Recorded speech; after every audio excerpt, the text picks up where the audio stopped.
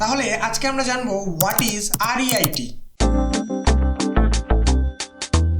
আরইআইটির full form হচ্ছে real estate investment trust. Only 3 REIT have in India.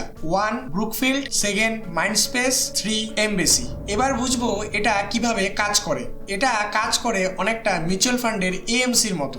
AMC retail ইনভেস্টরদের কাছ থেকে টাকা কালেক্ট করে সেই টাকা মার্কেটে ইনভেস্ট করে through fund manager or chief investing অফিসারের মাধ্যমে। ঠিক সেভাবেই আরইআইটি রিটেল ইনভেস্টার্স, কোম্পানিজ আর ইনস্টিটিউশনের কাছ থেকে টাকা কালেক্ট করে সেই টাকা কর্পোরেট প্রপার্টিসে ইনভেস্ট করে এবং তার থেকে যা রেন্টাল ইনকাম জেনারেট হয় সেটা তারা কালেক্ট করে তার 90% অ্যাজ আ ডিভিডেন্ড হিসেবে রিটেল ইনভেস্টার অথবা কোম্পানিজ অথবা ইনস্টিটিউশনদের বা এদের সবাইকে দিয়ে থাকে। তো এবার আপনারা বুঝলেন আরইআইটি কিভাবে কাজ করে।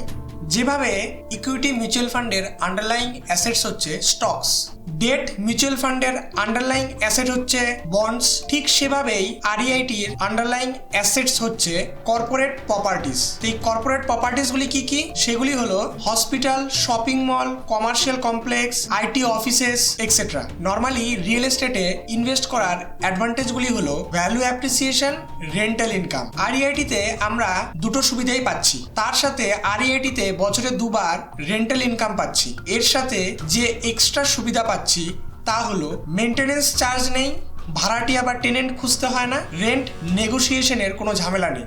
এছাড়াও অ্যাজ পার রুল আরইআইটির 80% অ্যামাউন্ট কনস্ট্রাক্টেড রিয়েল এস্টেটে ইনভেস্ট করতে হবে। এর মানে হচ্ছে আপনার টাকার 80% কমার্শিয়াল রিয়েল এস্টেটের কনস্ট্রাকশনে যায় না। আশা করি আপনারা আরইআইটি ব্যাপারটা কি পুরোপুরি বুঝতে পেরেছেন।